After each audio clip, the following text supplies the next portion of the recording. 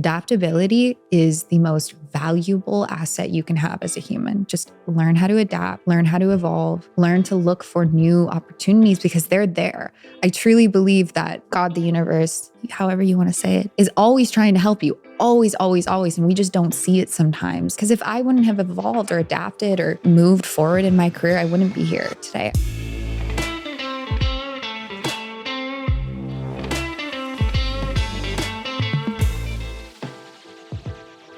Hey guys, welcome to Easy A, where we help you get that easy A in life. I'm your host, Alexis Wren, and I'm Allie Michelle. And we're here to talk about business and careers and everything in between, because there's a lot. So I actually want to start and bring up the Hummingbird versus Hammer workshop we did for Warrior Warriors, because I found that to be really helpful for me. It also just validated my experiences with my career and how I kind of hop from one thing as opposed to knowing exactly what I wanted to do my entire life. And a lot of people have that awareness and know growing up, I want to be a doctor, I want to be this or that. So We're Warriors is our women's wellness community. We've been doing it for 3 years now? 4 years. Oh my gosh. That was actually really interesting. And we can just go straight into that because that is a business that we've built together. When we were in Hawaii together in 2020, I started a workout. It was a challenge. It was a challenge. Okay, Yeah. It was a challenge. I was like, what was it? It was like a 10-day challenge, and it did so well and created such a wonderful, engaged, supportive community that you just kept it. Yeah, and with this challenge, we paired it with live calls. And so every Friday, I would have a live call with the girls to just keep them updated with their work, and because we were working out every single day together. And this was during the time of COVID. So I just wanted to kind of be there for them and be a helping hand, actually, like through Zoom calls. And we kind of just kept doing it. And then we started adding questions and journaling prompts. And then it kind of morphed. And this is something that I want to bring up with business. I think when something's meant to be, it kind of tells you what it wants. And it really is a baby that you help grow. But it has its own almost like soul. I didn't know what We're Warriors was going to be. I didn't even name it. The girls named it Warriors because they are. And so I just kind of went along with it. And we just built it around the girls and the community's idea of what it should be. And now 4 years later, how many girls have we mentored now? It's crazy. Thousands. Yeah. We still have girls like from the beginning who we know and are very dear to our hearts. And I think that was something that was really cool is it kind of broke that wall and we were able to actually help the girls. Because I think that was, for you and me, it was like, how do we have this amazing reach on social media, but how do we actually help them and know that we're helping them?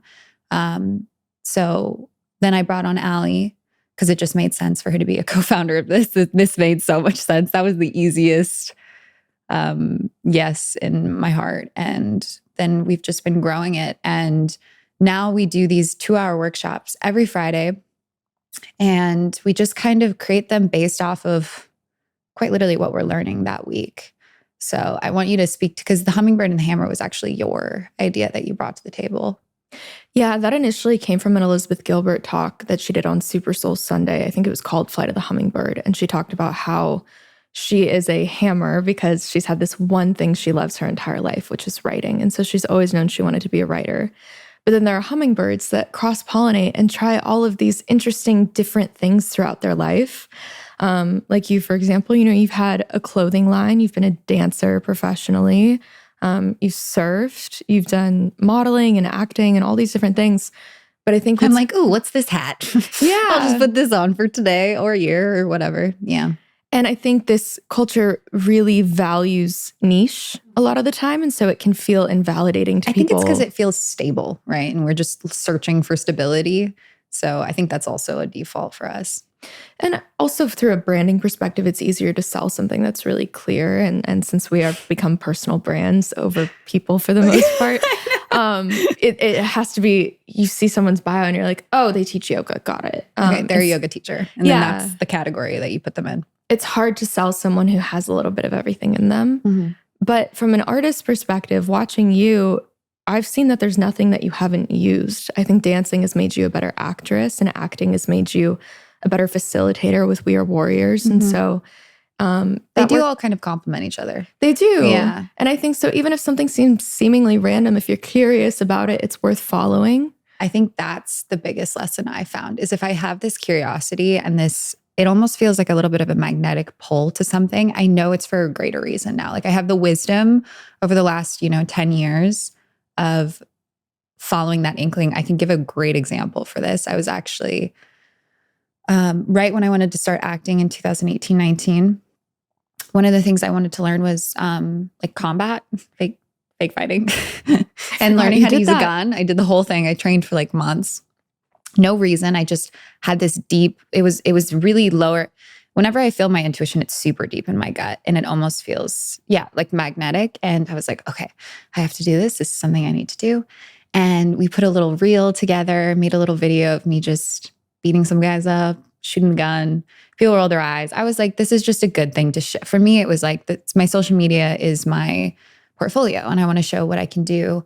And I was at an airport in Canada and my friend was like, hey, my friend's looking for someone to star in his next music video and we need someone who can fight. And I was like, wait, I can do it. And he was like, oh, I'm so excited. I'm going to send you the deck for it and everything. And it turns out it was Ed Sheeran's South of the Border music video, which was a huge, I was just like, wait, what? And so your close personal friend, Ed Sheeran, of course. It was so cool. I was like, oh yeah. So I just went straight into that and I had the most fun time. And it just, it really, it was like, okay, I'm onto something with just following these curiosities as opposed to like trying to plan for something that I'll never know. But that was an amazing example. Do you have an example? Of you? Of you. Oh. Just following an inkling. I think I'm a little different because I feel like a hammer. Like I feel like it's... You're like a combination though, because I do see you dabble into things. It may not be career paths, but you're always trying something new. I'm always trying something new, definitely. If I'm not trying something new, I start to feel very stagnant. I think with yoga, because I initially started doing that because I tore a ligament in my knee. And so I was just trying to... I didn't know that. Yeah, that's why I stopped dancing. Oh. Fred used to pop my knee back in before all of my shows. Yeah, I know, it sounds gross. Oh my God. Yeah, because I was at Champs and I remember I got Alice in Wonderland and that was my first like lead role. Oh. And so, yeah, it was so cute. I was on point. I finally made it on point right when I stopped dancing. Congratulations. But the point exacerbated, the injury. And so I was like, just keep popping it. And he's like, you're going to have long-term issues when you're older if I keep doing this. Mm-hmm. So I started doing hot yoga instead. And then it occurred to me, I was like, maybe I'll get over my shyness if I can public speak as a yoga teacher. And who's going to be nicer than people attending a yoga class? Because you're supposed to be nonviolent. It's true. Maybe not in LA, yeah. But maybe not. I know, maybe not in LA. Yeah, I mean, teaching some of those classes, they're like, it's not hot enough. I'm like, it's 108 degrees. I know. It's so funny. I just want to say on record that I am not okay with that. Yeah. I want it to be, because when I'm in a yoga class, I need it to be hot enough where then I can create my own heat. When someone's trying to punish, it feels like a punishment almost sometimes. I'm like, you guys, just go do yoga in a sauna. Like, calm. It's not healthy. I feel nauseous. I'm like, I love myself. Yeah. I mean, there's different studios have different temperatures, but I think intuitively I knew I needed to get over myself in that way. And so that was public speaking. And I genuinely think that's what gave me the courage to start doing spoken word. Yeah. And get on a stage in front of people in that way. Jesus Christ, if you would have told me at the time when I knew 12-year-old Allie that she would be public speaking, oh my God, I would laugh so hard I'd fall over. I think people don't understand how painfully shy I was. Yeah. Like my mom called me her Velcro baby because I would wrap my arms around her leg and hide. And so for me, my whole life has been exposure therapy of just continually doing the thing that makes me really uncomfortable. So I think more than following my curiosity, I honestly just follow my discomfort. I think that's what I found. That's a good tactic. Because I have the tendency to be, I don't know if sheltered's the right word, because I have pushed myself in so many ways, but I can retract very easily. And I don't want to do that because, especially as a writer, I know I could spend my whole life as an observer and not participate in it. And I don't want to do that. So, yeah. yeah. I mean, you're very much not an observer, not anymore. Not anymore. Not anymore. Yeah. Not at all. But yeah, and then I also think too with hummingbirds, there's such a gift because with the idea of bees and pollination, we do exactly that. We bleed and blend things and bring people together. And it's this really beautiful career path that may not be valued as much as the hammer, but it's just as important. And I think that's a really important thing to touch upon because for a while I felt guilty for not having one thing. And I just wanted, and I wanted to be in a box. I really did. I was like, you guys, I'm trying to find my box so that we can all just agree with who I am and what I am. But I get very unsettled when I'm not putting myself in a new situation. And I think a lot of hummingbirds can relate to that. Yeah. And also it's I think a lot of your skills really influenced with Warriors too, how you built that business. It built itself. I just harbored it. I was like, you can do what you need. But that was huge. I mean, it's what got me ready for this podcast. It's what got us really it was such a duh thing for us to do things together. But I think because we treasured our relationship so much, we made a point not to work together. Do it because we didn't, for like a full decade, I think. And also a lot of people say like, oh, don't work with your friends or don't like, it's that very like, it's an old way of things in my opinion, because I've never felt more fulfilled with working with my friends because seeing them accomplish things, seeing them, accomplishing things together is just so fulfilling because then you're like, you have this deep relationship and then on top of it, you're building empires together, which is really cool. It is. And I think the only reason it wouldn't work is if the communication wasn't there. But because our communication was so in place from so many years of like conflict and fighting for each other, the business is so easy. It's so easy. Yeah. No, yeah. So I think if you work with friends, like that's the point is just make sure the communication is really clear and strong. Yeah. Yeah. So how have you, I'll answer this after you because it came up into my head, but how have you learned how to speak your truth in a business situation? Like when you're talking to a client or when you're trying to work out a deal, like how have you,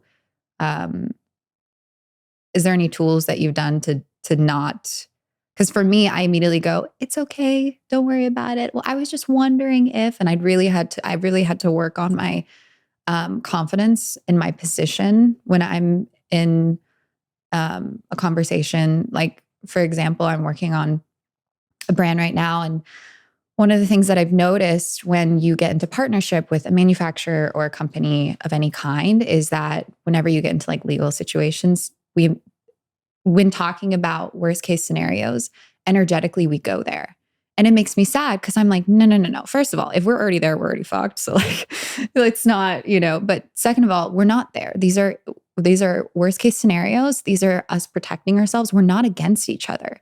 When we're building a contract, we're not against each other. And so how have you been able to incorporate that, the feminine energy of attraction with the masculine energy of action?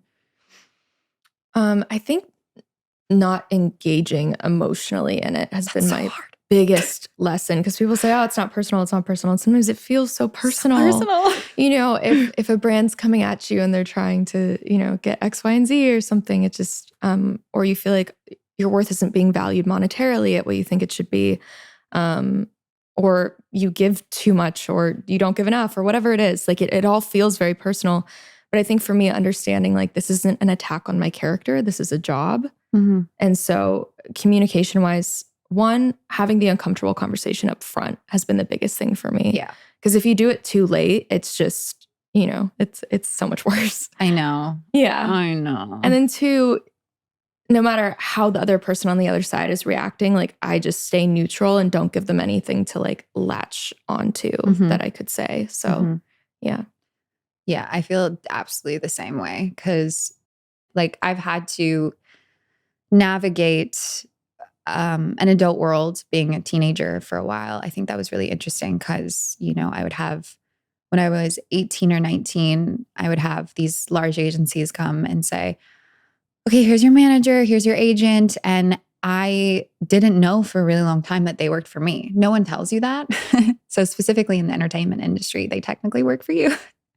And I was really confused because they would say everything correctly and I would get really excited and, they would be like, I believe in you. Let's do this and send these long texts of just praise and really feeling seen. And then a year and a half would go by and I would be worried about money and I'd be confused because I'm like, well, they say they're doing their job, so they must be doing their job. And that was really hard, knowing that people don't always do their job and kind of like to just hang on just for the ride as opposed to working for their side of the pie. Like it just made me really sad. And then having to fire grown men when I'm 19 years old, that was also terrifying because I did feel like I was letting them down, even though I technically had no responsibility towards them. And then also not knowing to kind of separate that emotional self-worth from, the conversation of business. So that was really scary. But I will say, like, the biggest lesson is like your intuition is correct. And I've jumped out of things a lot quicker nowadays just because I know it's not right. And I won't let their you know, manipulation with words, whether it's from an emotional standpoint or from a legal standpoint, affect what my intuition has been saying all along. And also, and if they don't work, they just don't work. It's not a matter of if they're an amazing person. I've had amazing people come and go on my team, my management, not because they're bad people whatsoever, is they just don't want to work. And I gave multiple chances to. I think chances are really important because um, I want to make sure that I really tried before I bail. I think with any relationship, but also definitely in business relationships too. Um, just because when they go, oh, how could you leave? And it's like, well, look at all these emails that I exchanged. Look at the concerns I had months ago. Like this is basically the map of me trying to make this work and it's just not working. And so that was really helpful as well. Um, and also, I do think just from a business standpoint, having some of those conversations on email, I think is really important too, just because you want to be able to document them and say, hey, look, I said this. Because a lot of the times, so just specifically managers or agents, they'll just be like, let's get on a phone call. Let's get on a phone call. And you feel like you owe them that. But for me, it's more from that legal side of like, no, I want to know. And also just really think exactly how I want to say this and really come from a grounded place as opposed to an emotionally reactive place. And I think females coming into the business side of things, we really need that space and time. Like what you were saying in the way that you need to pause, that is important, especially when you have people, in a way trying to manipulate you back into the relationship. And so I've actually, instead of feeling bad or feeling like I didn't have the guts to speak to them on the phone, I now say like, no, actually, I need to have the proof that, and also I want to feel as though I said things correctly and in a really respectful way and really sit down and work out the email. Sometimes I'll sit with an email for like 2 or 3 days before I send it and just really get my point across. And then just always make sure it's coming from a place of love, always. Even if I don't necessarily feel like they deserve that, I always think I deserve that because I want to always look back and be like, okay, I came from love, so therefore I deserve love, and period. Just move on from that. And it's weird because I do think business relationships and then personal relationships mirror each other a lot more than I think we give credit. And now, and it was really scary because there was a moment in my career where I didn't have anyone and everyone was just like, oh, your career is just not in a good place right now. We don't know if you can help you, and really scared the crap out of me. And I was so scared because I felt like I tried so hard to protect it. And then everyone's saying, well, because you didn't let anyone else in, you've ruined your chance. Like your chances are gone. And that was also another form of manipulation when people kind of make you feel as though, oh, I don't know if anything can work for your career, but I'll see if I can help you. Like that is another form of manipulation as well, because it made me feel so small that I felt like I needed them in order to like pull me out of the situation that they said I got myself into. And in actuality, it wasn't true at all. I ended up meeting my manager now and realizing that it is just like building sandcastles and it should be fun. And I also really value super honest blunt relationships with my manager and agents because we're not going to get anywhere if you don't tell me the truth. And I take criticism really, really well. I need it in order to grow.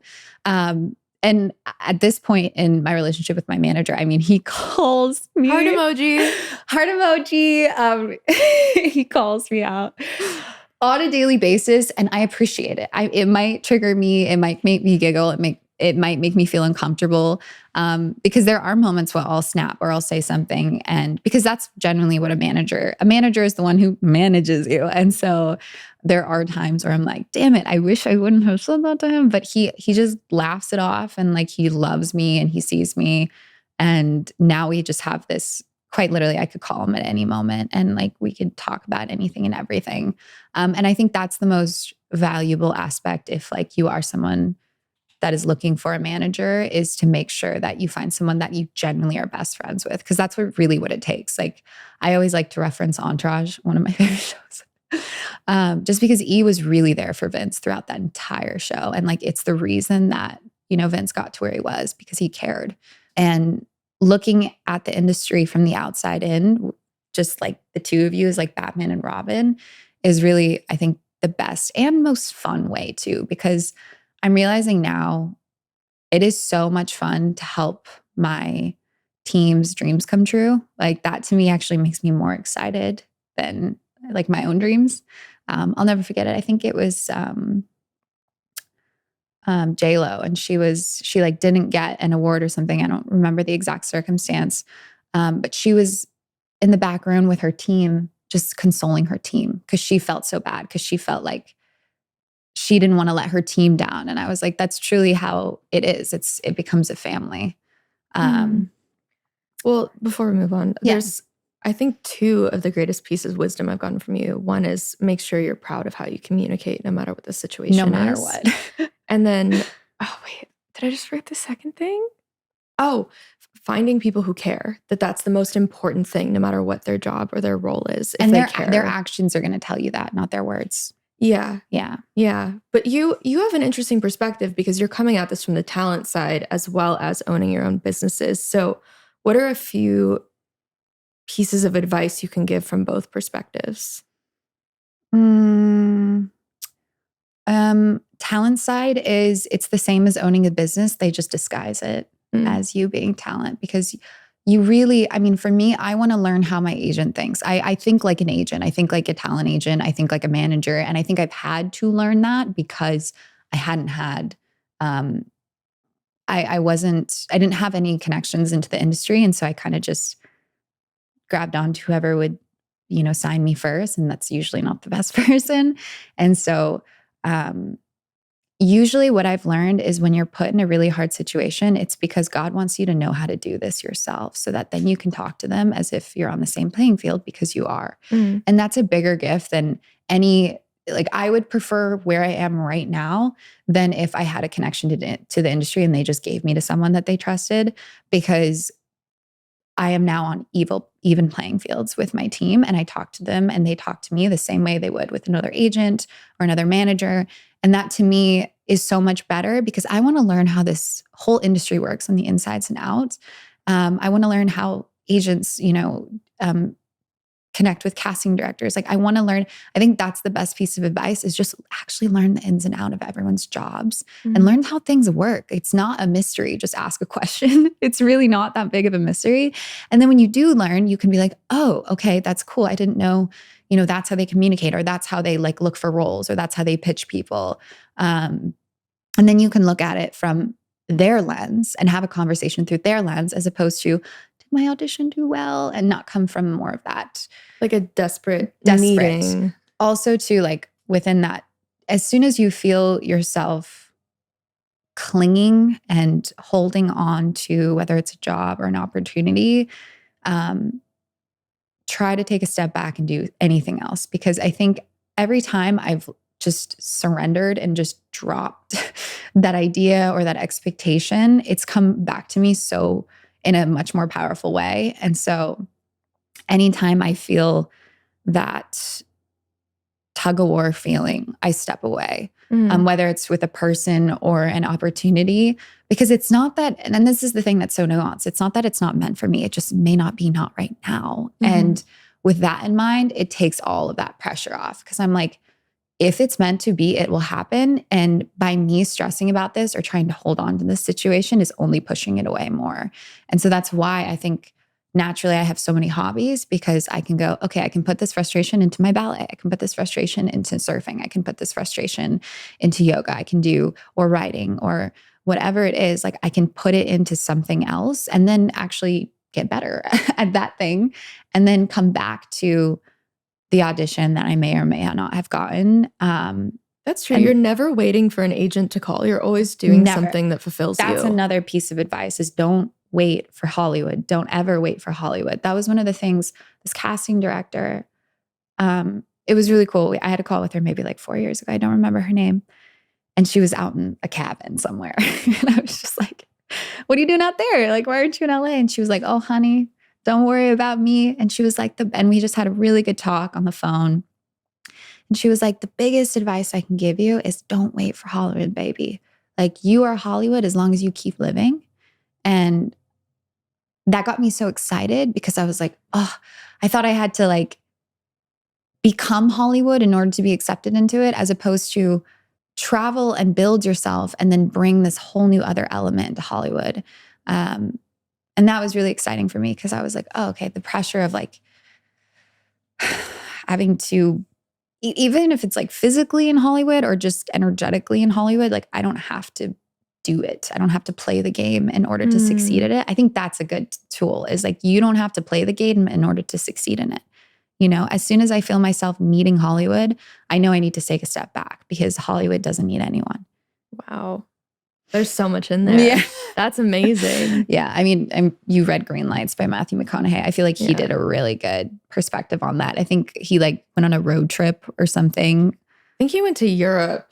Yeah. His manager was like, you need to leave. Like, you want Hollywood too badly. You need to literally go. And so he got motorcycles and traveled across a country on motorcycles. And then as soon as he came back, he like booked a huge role or something. I'm butchering it, but it is something along those lines where like, you really do have to release it and trust that you are. Because the one thing I found with acting is I'll never, and I've talked to so many actors on set and stuff, they never feel like an actor.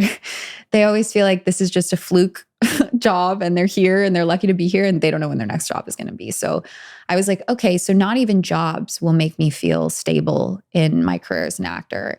And so I have to now just be grounded in the fact that I know I'm an actress. Like, I know that I can bring forth different, souls, personalities through me. And that's enough to call myself an actress. Like, I don't have to, because I think the second we step away from our art, we feel like we aren't worthy of it anymore. And I've found the more I step away from it, the more it just wants to come to me quicker. And so then I'm like, oh, it's meant for me. This isn't something I'm trying to prove. It's just meant for me. I have noticed that with you. Every single role that you've booked for a movie has been when you're doing something else. Something else. Like the show you just booked while we were doing the podcast, your movie with Antonio Banderas, like we were working on Warriors. You were always focusing so much on something else that the grip was so loose that it finally came and landed in your palm. So, but that's what I love. I mean, that's why I love Hollywood the most, is because your whole life could change at any moment.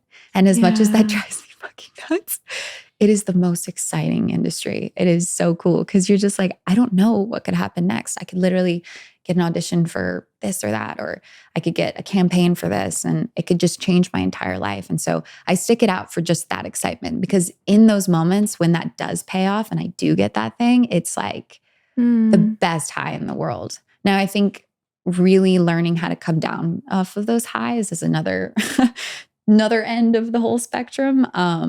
But overall, like, it is worth it for me, at least right now. And it's so cool now, because Hollywood isn't just in Hollywood. Like, you can live anywhere. Audition tapes, ever since COVID, you don't do in real life auditions anymore, which makes me kind of sad, because I did like the rush of it. But you can audition anywhere nowadays. And that's so cool, because the world is becoming so small. And I really appreciate that as well. Dakota always says LA is the city on the brink of a miracle. Yeah. Because you only need one yes. Yeah. It's just, it doesn't, that's the thing with Hollywood. It only takes one yes. And so when you look at it like that, it doesn't have to be a million opportunities. It just needs to be one. Yeah. And that's so cool. I mean, in what industry can you say that? It's so cool. You can get 500 rejections, but you just need the one. Just need one. Yeah. And also, I think a lot of the times, like you said this to me in Hollywood and in Hawaii, like 3 or 4 years ago, you were like, you already are the character. Whatever the character you're supposed to be playing in the future, like you're already her. And so just keep strengthening you, that is her. And she'll meet you halfway at some point. And I was like, whoa, you're right. That's amazing. And then through that, I was like, okay, now what features do I want my car to go on? I want to learn how to fight. I want to learn how to surf. I want to learn how to, I want to get back into ballet. And so I think, like if anyone who's listening to this is wanting to get into that entertainment industry, like just truly looking at yourself as like, what do I want to offer in the sense of like abilities or through the sense of perception, and like really get to know yourself. That was huge for me. I went through so much as far as just learning what acting is. And when I realized it was just truly like that self-awareness, getting out of your own way, and then also being able to kind of psychoanalyze a character and break it down, that really was already a part of my tool belt just from all of our, you know, our spiritual journey growing up in our teens, just being like, who am I? What am I doing for the world? Yeah, but one thing I think we did so well is we focused on our soul growth and personal development and prioritized that over the career and prioritized our relationships. I mean, we were just talking about this before the episode, but people do come first to us and relationships come first. And that's very rare in LA. But I think that's part of what helps us not just survive, but also have a life here. Yeah. Because I think that's such a huge thing. But the thing is, with Hollywood specifically, it's all about relationships anyway. I remember when someone was like, oh, this place is, I mean, I hear this all the time, but everyone's just like social climbing and all these things. And I'm like, look, the higher version of that is connection and community. So if you feel like you're in a position where people are social climbing around you, like, let's take a look at yourself. Because what I found is the higher version of that is I'm working with all of my friends and I'm having such a good time, and we're all connecting and we're all being like, hey, oh, you should meet this person because you'd be right for this. And oh my God, and this. And it's like, no, it is social climbing, but in like a very loving form. It's community. It's helping each other grow. So that's the shadow side of it. But the amazing side of it is like when you have a community, you have a community. And Hollywood is a community. Like people have, you know, for the last 100 years been building this entertainment industry. So it really is relationship based. And some people will roll their eyes at that. I look at that as an amazing opportunity, because if you prioritize relationships over career and where you're kind of are in the world, where you are in the world, then once again, it becomes like building a sandcastle together as opposed to this like really stressful self-worth thing. It's just, I just want to help you because I love you. All of the best experiences and opportunities I've ever gotten was because I just love you and I want to help you. Yeah. And so I always try to do that for literally anyone. And the funny thing is that it happens accidentally usually. If you're just open to it, if you're just like, hey, I just want to help. So however my friends, like R says this all the time, whenever he's bored, he's just like, who do I need to help today? Like if I'm bored, then someone needs my help. And I just think that's so profound, because I'm like, yes, that's it. That truly is it. And usually you will find your way, and I love that term, like God owes me. Like I love that kind of mindset of just, by me helping my friends, my dreams are going to come true no matter what. And also it's no fun at the top alone. Yeah. People first. That's first. Really it. People first. And always. I think too, a huge gift, especially not just in the entertainment industry, but in publishing for writers and musicians with record labels and things like that. Being able to separate your craft from the commercial industry, and same with social media, being able to separate your craft from likes and views is absolutely necessary for longevity, because it's not a measurement of how good your art is or your work, whatever it may be. And I think looking at the commercial industry more like a lottery system, because to your point, the most successful actors also don't know when they're going to work again. And so every day you show up, you get a ticket and you're like, maybe this is a winning ticket today. Maybe it's not. Maybe it gets me 2% closer. That doesn't define my self-worth. Yeah. Your self-worth, or if you're good at what you do. Yeah. Because there's so many popular things that are, not very good. And Yeah. a lot of wonderful art that goes unseen. And so I think the best thing you can do is just keep getting better at your craft every day and doing what you love every day. So that way when your moment arrives, you're actually ready. Yeah. Yeah. And also, if you want to reach out, let's say there's a director you really want to reach out to. So you don't have to get a hold of the director to connect with them. You could get a hold. What's that 6 degree? You're always kind of 6 degree. 6 degrees of separation. I think it's half that now. It's half that now. Wow. Because of like social media and stuff, Yeah. I bet. But it's like, you don't need to connect with the director. You could connect with the assistant and you don't even go out with the expectation of using the assistant to get to the director. Just like share your vision and idea with the assistant. And they're probably striving for something too. And maybe it was aligned where you guys, like, there's just so many ways in which things could manifest that just follow the miracles and don't think too much about how you think it should go and plan out. I think that too is huge, was like getting really excited for something, but then letting it go as to how it's going to work out. Because I've stopped a lot of miracles from coming in just because I was like, this isn't how I envisioned it happening. So that was huge as well. Yeah. And not being afraid to ask for help. I was talking with Jordan about this because she was trying to reach out to someone, ask for help. And she's like, I never want someone to feel like I'm using them.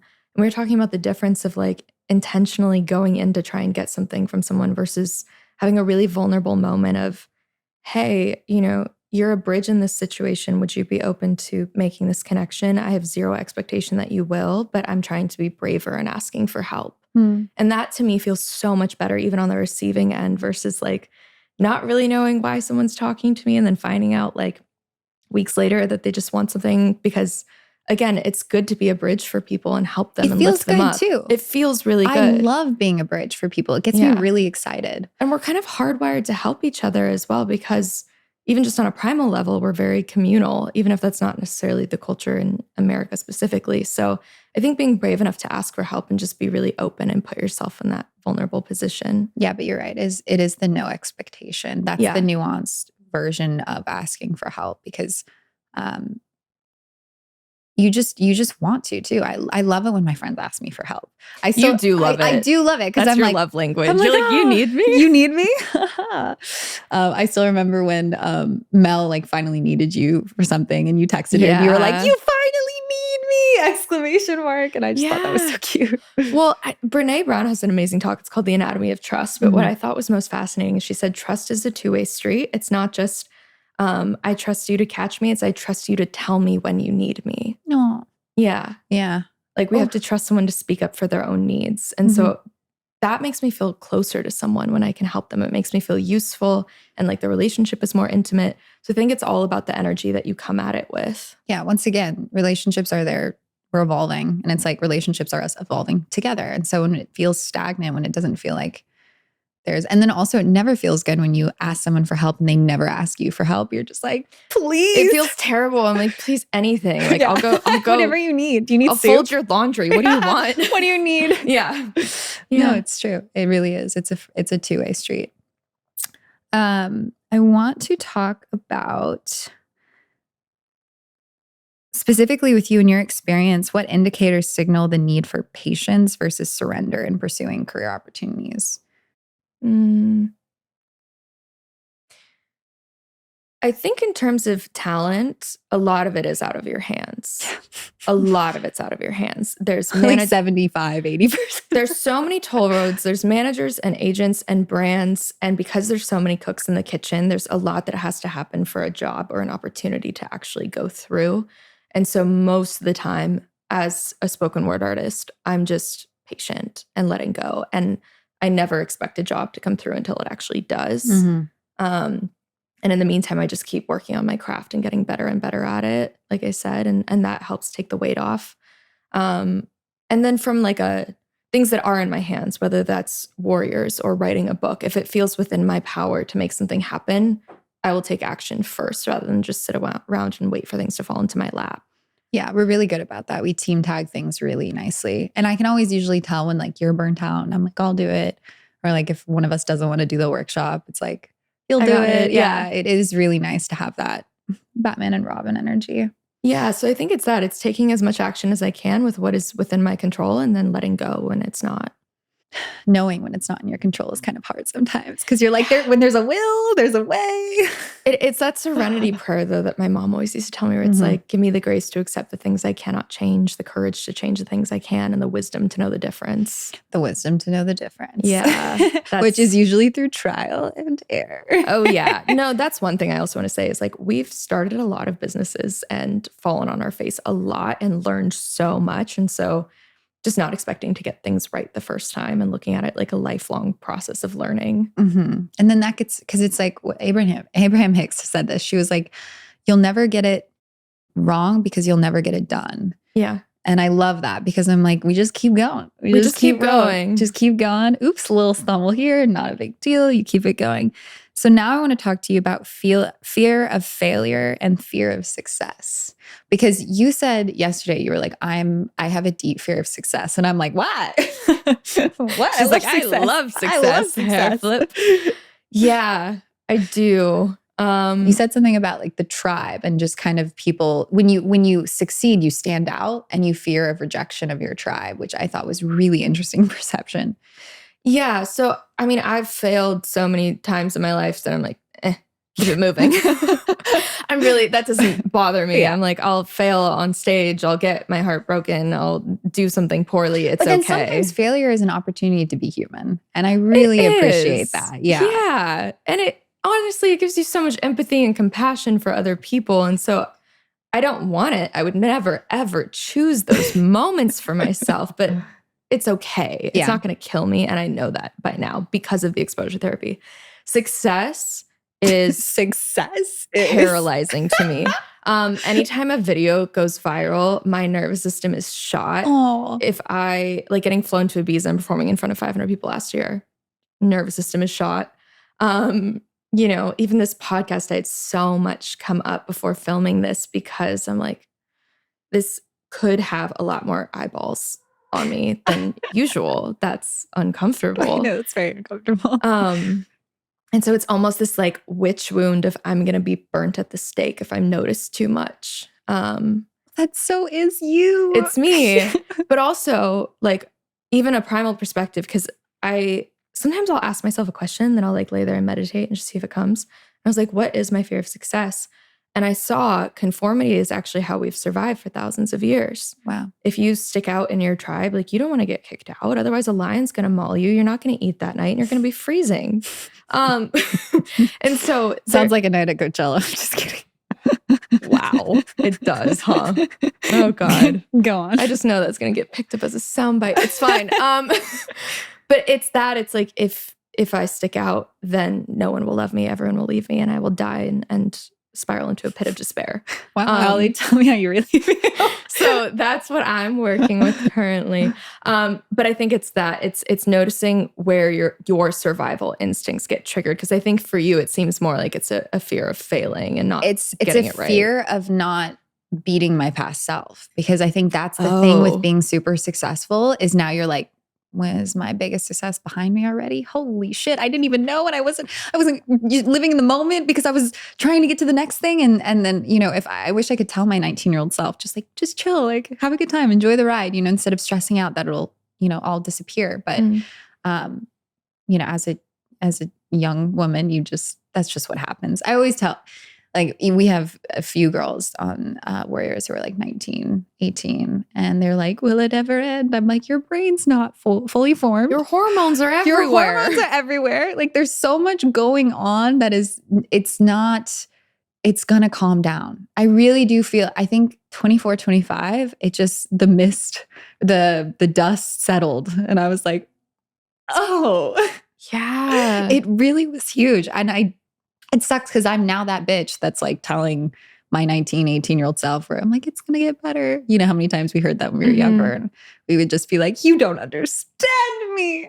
Yeah, but you really do just have to live your way into it because it just clicks. It clicks. The fog clears. It really does. Yeah. Yeah. And all of the questions you had were probably just the wrong questions to begin with. You know what I mean? Because it's like they're coming from such a fear of loss perspective. And that's something that I've notice with you, you always love to, instead of looking for answers, you always look for honest questions. And I found that to be one of the biggest lessons I've learned from you, because now any answer just gets me to like a cooler question, as opposed to like, oh, I found it, I figured myself out. Now it's like, oh, okay, now I know that about me. What about this? And then what about this? And it just keeps going deeper and deeper. And then just kind of realizing that this fountain that is me is infinite has been really cool and almost liberating, because now I'm not looking for that one definition anymore. I'm just constantly searching, because the search is what's so fun. Yeah. And how many times have you redefined what you like, what you value, and who you want to be? Yeah. Probably a million. Million times. So I think That's why we get tattoos, and then we're like, why did we do that? Why did we do that? I think that comes from, who do you want to be when you grow up? And adults asking that as though there's a definitive answer. Jesus Christ. That's and then the answer is what you do, not who you are. Like, I want to be a firefighter. It's like, I want to be A, instead of that's just a thing I'll do. Yeah, that's crazy. And I do think the idea of careers are just molding and bending so quickly nowadays. Every 5 years, things are changing so rapidly, even with technology too. I always tell people, I'm like, adaptability is the most valuable asset you can have as a human. Just learn how to adapt, learn how to evolve, learn to look for new opportunities, because they're there.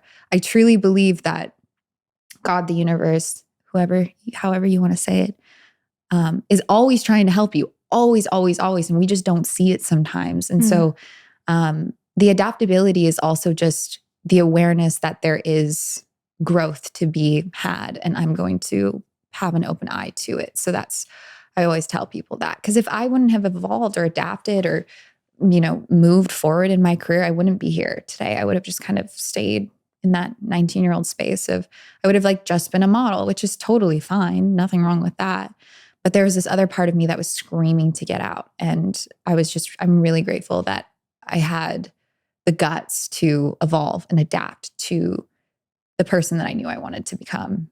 And that you still are always evolving and adapting. We're so malleable. And that's what's so beautiful about all this. It's like, yeah, I've evolved and I've grown, but I'm still me. Yeah. And it's almost like you're not ever saying goodbye to those parts of you. They are still all there. You're just adding all these cool new superpowers and shit to it. And that's what's really fun about it. Because now I'm like, oh, instead of being like, oh, that version of me sucked, I just say, that was just one layer of the version that I've been building. And now I'm not denying any of it anymore. And I'm just bringing it all together to form the ever-changing thing that is me and you.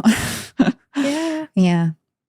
I really thought one of the things that I really loved is you were talking about really having the intention behind, is this a passion or am I doing this for money? And just really knowing upfront, what's the intention there? Because I've had that issue too, where I'll do something and then not really just put my intention into it. And then I'll expect things out of it. And then I'll get let down. And it's a very sloppy relationship with whether it's, doing music for fun. Like I remember in 2020, I started to actually start singing again, which was terrifying. But then I was instantly wanting to make it a career instead of just enjoying it and just having it just be fun. And, I wrote that song for my mom, and that to me was it. That was the reason that whole year was for that song for my mom. And so if I would have just known that and had the intention and the clarity going into it, that I was just doing this for growth and just kind of add it to my tool belt, as opposed to I want to be a pop star, then there would have been a lot less anxiety. It's very important to be clear on why, because there are plenty of jobs I've just done for money, and that's completely okay. It's okay. There are things that I enjoy, I don't want to poke my eyeball out doing them necessarily. Mm-hmm. Versus being an accountant, I definitely, that would be a terrible thing for me. So I think it's being mindful of, how can you make a lot of money in a way that you decently enjoy, but it doesn't necessarily have to be your end all be all passion.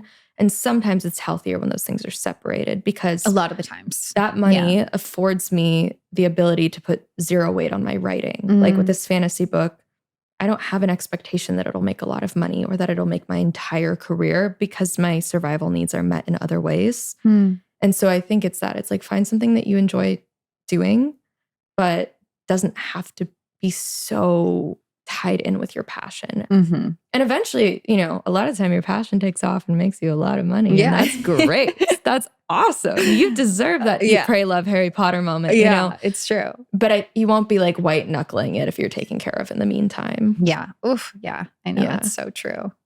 And then also, I want to just quickly touch upon mental health while you're in this, like how to establish boundaries and safeguard your mental health during this path into more of a career-oriented mindset.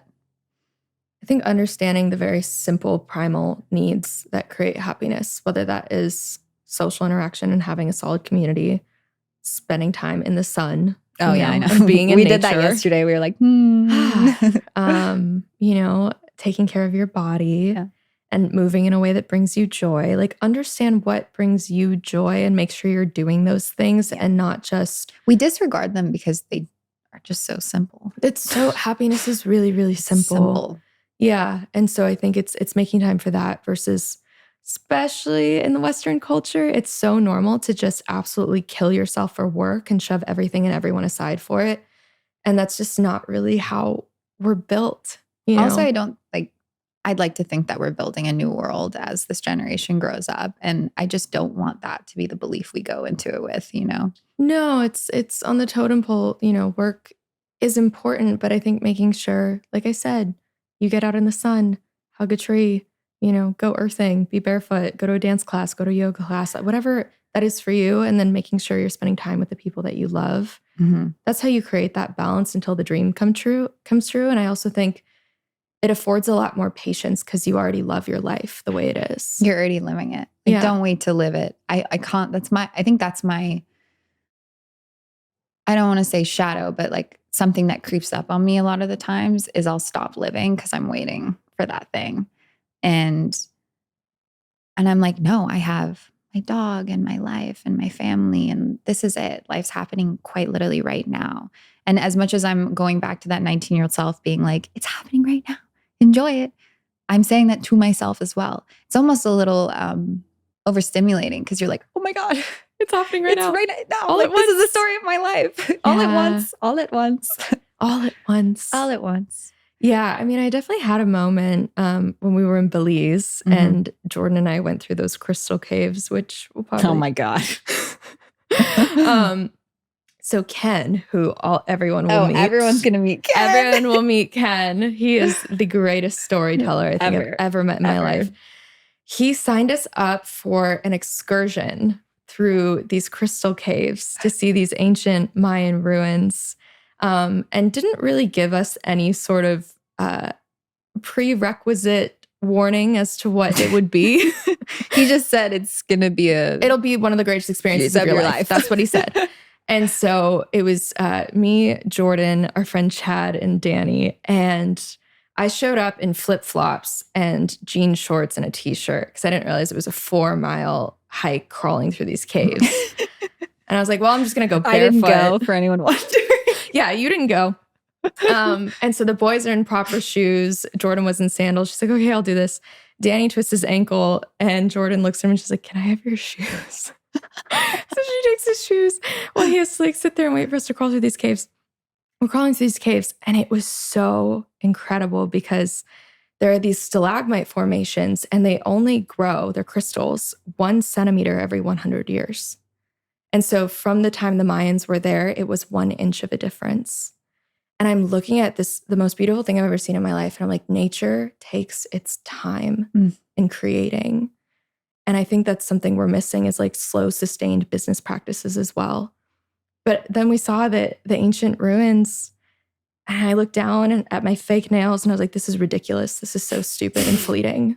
I know. It's ridiculous. It's ridiculous. Death does not care how much money you made or how beautiful you were, any of it. It's like, how deeply did you love? Because love is the only thing that outlasts death. Like someone dies and you don't stop loving them. Yeah. What did you say about, we were on the roof one time and you were saying how people die twice? Oh yeah. People die twice. The first time when their body goes and the second when the last person who remembers them goes. I cried when she said that because you know, and just knew something in your heart, but then hearing it and you're like, oh, you got me. But it's how I felt with my mom too. And that's what's so cool is when that fleeting idea, it also is beautiful because my mom gave me a legacy and I gave it upon myself to give myself a hero's journey because of her. Yeah. And she'll never be forgotten because everything I do has an element of her in it as well. So it's like that love really does stand the testament of time. She's still here. Yeah. Yeah. So I think keeping your priorities in perspective is really, really important for that. Mm-hmm. And then slow, even if you're moving quickly, slow. Yeah. And also going back to business, if you make up, I feel like what I've noticed with timelines as well, and this idea of going slow, how many timelines did we make for this podcast?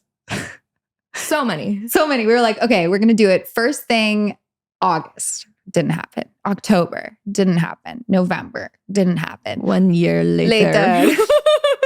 But it wasn't because we were struggling. We were just like, oh, okay, it's not the right time because it just didn't feel like the right time because we started pushing against this imaginary wall and it started to feel icky. And I was like, Allie, let's take a step back. It's okay. It'll come on. This will happen when it needs to happen. But us creating these imaginary timelines and then trying to make them and getting all stressed that we didn't make them is what I've seen many times kills a business or an opportunity. So even this podcast is kind of a manifestation of us trusting the divine timing as opposed to our timing. Yeah. Yeah. You really did show me that. Is just hold it all so loosely, like hold it dearly, but hold it loosely. Because the minute you grip onto anything, whether it's a relationship or work, it slips through your fingertips. Completely. So, and it has its own soul and energy too. I mean, none of this shit is even concrete or matter. Like this is all just a vibe. You're just trying to find a vibrational match. And it's so cool that our feelings are the radar for it. So it makes it really simple. And then it's just us that overcomplicates it because we're like, it must be more complicated than this. Surely. Why is it always so simple? Yeah. We roll our eyes because every time I connect the dots looking back, I'm just like, I could have relaxed that entire time. It would have turned out the same exact way. Yeah. Just enjoying the ride. Yeah. Well, with that being said, good talk. I hope we gave some good advice. I think we did. Yeah. I feel like we did. I feel like perhaps someone will take something. We hope so. We hope we spent this hour wisely with you guys. Well, that's all, folks.